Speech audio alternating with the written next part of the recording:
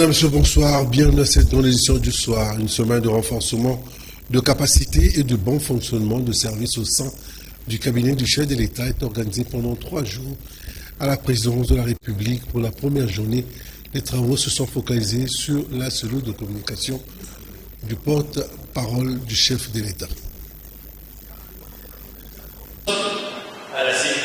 Bien faire et le faire savoir. C'est autour de ce principe sacro-saint des relations publiques que le cabinet du chef de l'État s'est réuni ce mardi dans la salle de congrès du Palais de la Nation pour un séminaire de renforcement de capacité et du bon fonctionnement des services au sein du cabinet du chef de l'État. Ces assises de 3 jours, présidées par la directrice de cabinet adjointe du chef de l'État, représentante du directeur de cabinet, se sont focalisées en cette première journée sur le département de la cellule de communication et le porte-parole. Dans sa prise de parole en luminaire, Nicole Toumba-Boacha a avant tout circonscrit le cadre de ces assises.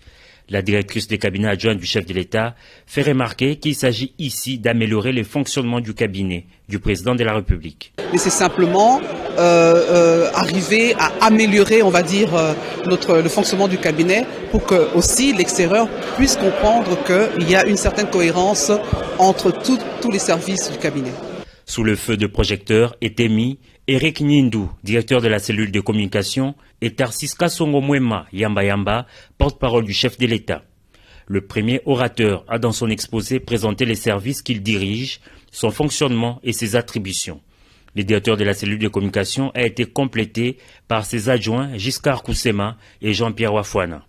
Le même exercice a été fait par le porte-parole du chef de l'État qui a expliqué les principales missions de son service. Au terme des exposés, les jeux des questions-réponses s'en est suivi pour permettre d'éclairer la lanterne des participants à ces séminaires. Ça permet, dans cet échange, ce partage de sens et ce partage de valeurs et d'informations, de pouvoir mobiliser tout le monde. Maintenant, les gens savent un petit peu mieux comment nous travaillons et comment nous faisons les choses. Donc, on a besoin de leur contribution. Je pense que ce séminaire nous a, en tout cas, beaucoup aidé, dans la mesure où il nous a permis d'abord de faire un peu mieux connaissance avec certains services.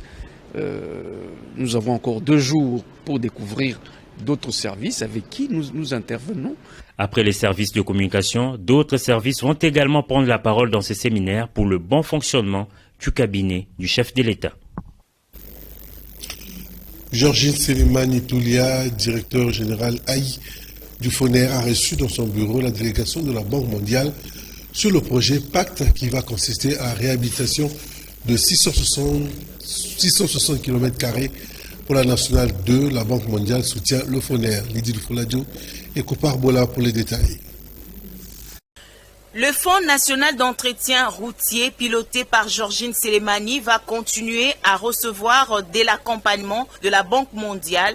Georgine Selemani a été rassurée par la délégation du projet Pacte qui était en réunion aux installations du FONER. Cette structure est reconnue pour ses avancées dans la transparence et la bonne gouvernance. En effet, le projet d'appui à la connectivité et au transport qui fera bénéficier à la RD Congo d'un financement de 1,5 milliard de dollars américains pour l'asphaltage des 660 km pour la RN2. C'était l'essentiel de la réunion qui s'est déroulée récemment entre la DG du FONER et la délégation de la Banque mondiale conduite par Almoud Haïd, directrice sectorielle de transport et infrastructure pour l'Afrique centrale et l'Afrique de l'Ouest. On a vu le progrès fait par le FONER pour avancer dans la transparence et dans la bonne gouvernance. Et le projet Pacte, en cours de préparation, va continuer à appuyer le FONER et le gouvernement de la RDC à améliorer la gouvernance du secteur routier et de tous les autres secteurs de transport. Ces échanges étaient axés sur l'objet du projet, le niveau d'évolution du projet à ce jour et la collaboration avec la Banque mondiale. Cela est effectif. Les travaux sur l'avenue Likassi dans la commune de la Gombe s'exécutent sans embâche. Les ingénieurs de l'AVD sont à pied d'œuvre pour exécuter ces travaux en vue de rendre praticable cette avenue. Suivez cet élément de Lydie Dufoladio sur les images de Kopar Bola. Longtemps en état de délabrement très avancé, l'avenue Likasi dans la commune de la Gombe est en train de revivre et reçoit sa cure de jouvence en ce jour. Les bruits des engins de l'OVD pour qu'elle soit réhabilitée en vue de la rendre une fois plus praticable dans les jours à venir. Selon Madame Blandine Kawanda, la directrice générale de la DGDA, ces travaux vont leur permettre de bien accéder dans l'enceinte de leur entreprise et la fluidité du trafic sera assurée et effective. Elle remercie le chef de l'État Félix Tshisekedi pour sa vision qui consiste à moderniser les routes principales ainsi que des avenues secondaires. Dans les démarches, j'ai été orientée vers l'OVD qui a accepté, qui a réagi promptement à ma demande et qui a accepté d'inscrire les travaux dans le programme d'entretien routier 2022 qui est pris en charge au final par le FONER. Et dans ce cadre-là que ces travaux sont exécutés. Et ça démontre de la collaboration qui peut exister entre les entités étatiques. L'OVD est une institution qui existe pour ce faire. Les sous-directeurs techniques de l'OVD, Gilles Kisoso, a signifié que ces travaux s'exécutent sur une distance de 120 mètres kilométriques. Nous allons travailler sur une longueur de 120 mètres pour rendre accessible la scène de la DGDA. Nous allons également prendre en charge les travaux d'assainissement. On va construire un caniveau long de 100 mètres pour assurer l'écoulement des eaux jusqu'à l'église. Et les travaux, comme nous sommes pendant la période pluvieuse, nous comptons finaliser les travaux de chaussée dans 10 jours. Ils sont financés par le FONER dans le programme d'entretien routier 2022. Tête à tête, ministre des Sports et Loisirs Serge Kondé Chembo et Rachid Agassim, l'ambassadeur du Royaume au Maroc en RDC, au menu de leurs échanges des préparatifs de la double confrontation RDC-Maroc. Jules Boulembi pour les détails. Barrage qualificatif à la Coupe du Monde 2022, préparatif de la double confrontation RDC-Maroc. Le ministre des Sports et Loisirs, Serge Kondé, a accordé ce mardi 15 mars 2022 dans son cabinet de travail une audience à Rachid Agassim, ambassadeur du Royaume du Maroc en RDC. Dans le cadre des préparatifs du prochain match qui opposera l'équipe de la RDC, les Léopards, au Lion de l'Atlas du Maroc. C'est dans quelques jours. Bien que j'ai dit c'est une confrontation, c'est un match, mais c'est le sport qui va gagner. Ça sera une fête footballistique.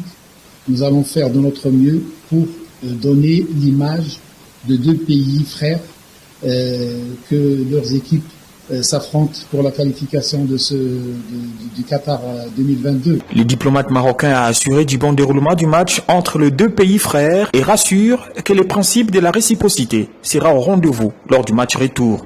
Moi, ce que je vais gagner, c'est un très bon déroulement du match aller et celui du retour. Nous sommes comme j'ai dit, ces deux pays amis et frères.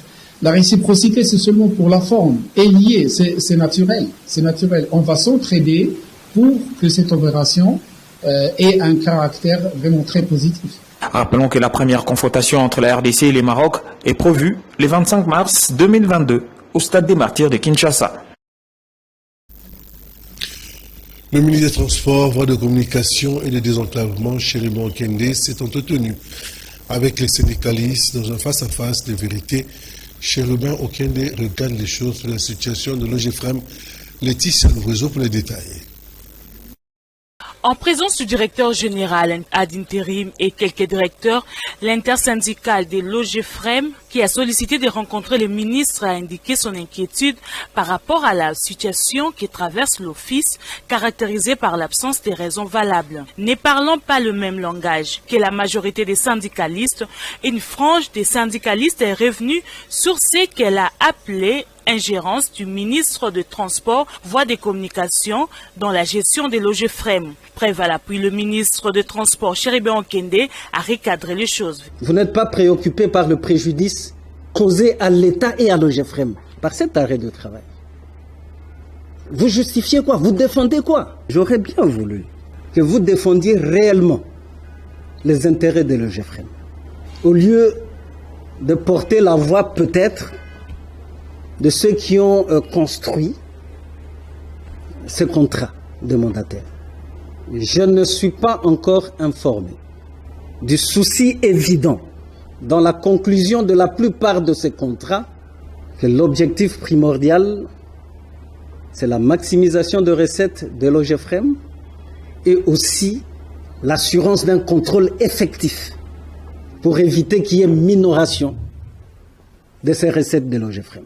Le tribunal des grandes instances Gombe, saisi par Golden Yangsu Coast, après la suspension de son contrat avec l'OGEFREM, a déclaré non fondée la demande de mesures provisoires sollicitée par la société chinoise. Les juges ont estimé que la suspension du contrat OGEFREM Golden Yangsu Coast est dictée par Chérubin Okende et dans l'intérêt de l'État en général et de l'OGEFREM en particulier. Avec ces jugements, arrêt de travail observé à la direction générale de l'OGEFREM n'a plus sa raison d'être vu que la suspension du contrat de l'OGEFREM avec la société chinoise était une des raisons de la grève.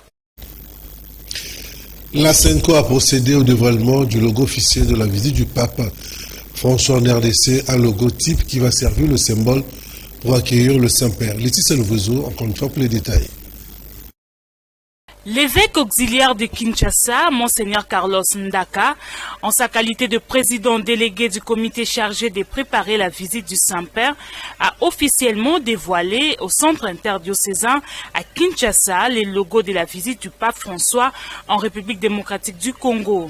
Intitulé « Tous réconciliés en Jésus-Christ », le logo a été présenté par l'abbé Ken Kabuya, qui a expliqué le sens donné à tous les éléments qui figurent sur les logos. Cette carte aux couleurs de notre pays, on l'aura remarqué, elle est ouverte et presque inachevée à l'ouest pour traduire l'ouverture et l'accueil réservé à ce grand événement ainsi qu'à ses fruits. Par ailleurs, les couleurs du drapeau, ainsi que l'on peut le remarquer, sont judicieusement réparties pour exprimer ce qui suivra. Donc, le jaune que nous connaissons tous symbolise la richesse de notre pays à tout point de vue, par rapport à la faune, la flore ou encore ses richesses terrestres ou encore souterraines. Parmi ces éléments figure par exemple l'okapi. Pour l'abbé Kabuya, l'okapi est un animal symbole de la RDC où il vit à l'état sauvage. L'eau représente la richesse hydraulique de la RDC et tant d'autres. Il y a la palme que l'on peut remarquer sur la toute première lettre du mot pape, qui renvoie d'une part à la palme du martyr pour souligner combien cette réalité est ancrée dans l'histoire du Congo, exprimant de fait la victoire, la renaissance et l'immortalité. Elle renvoie d'autre part à la note d'espérance que procure cette visite du Saint-Père. L'évêque a signalé qu'avant de la présenter, le logo a été légalisé par Sokoda, la société congolaise des droits d'auteur et des droits voisins. De ces faits, aucun élément de ces logos ne peut être publié sans l'accord de la SENCO. Tout usage non autorisé entraînera des poursuites judiciaires. Pas de grève des conducteurs de poids lourds, tel est le message du président national du syndicat ouvrier au cours d'une rencontre. Alain Oka pour les détails. Le président national du syndicat Force ouvrière, André Chikoji, vient de fixer l'opinion qu'il n'y a pas la grève des conducteurs de véhicules poids lourds en République démocratique du Congo. Au cours d'un échange avec le journaliste, André Chikoji a signifié que la grève qu'on spécule à travers les réseaux sociaux n'a pas raison d'être décrétée pendant que le gouvernement, les patronats et les banques syndicales sont en train de trouver la solution pour répondre aux besoins des conducteurs des remorques. Les syndicats détruisent le travail. Je suis syndicaliste, je dois l'avouer devant vous. Et la plupart des problèmes que nous connaissons dans le secteur, quand vous suivez de près, les syndicats sont pour beaucoup dans nos entreprises ici en RDC.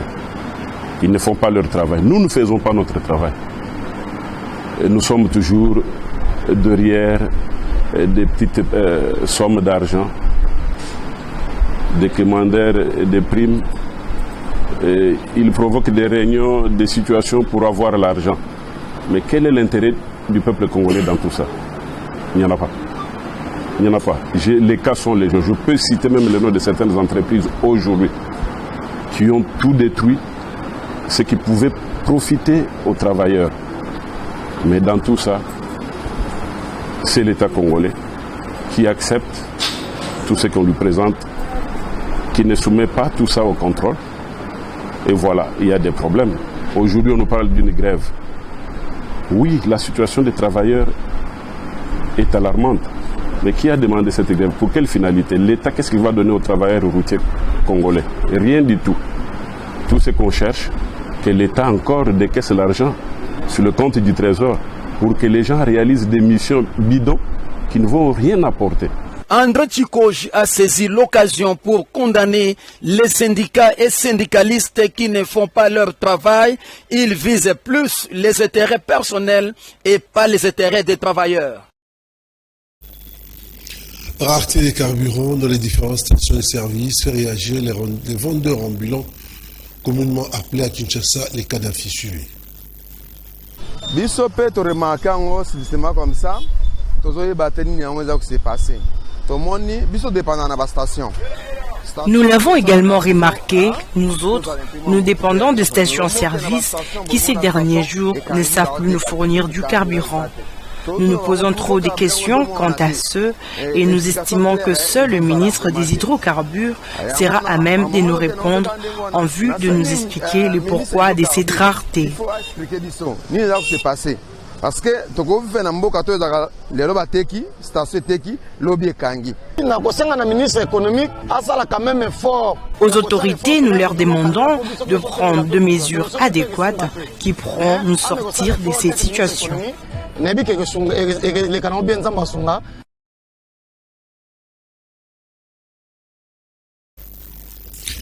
Laetitia Nwezo a assumé cette grande édition, c'en est fini pour ce soir. Freddy Takidi était à la réalisation. Moi, je vous dis merci pour la confiance.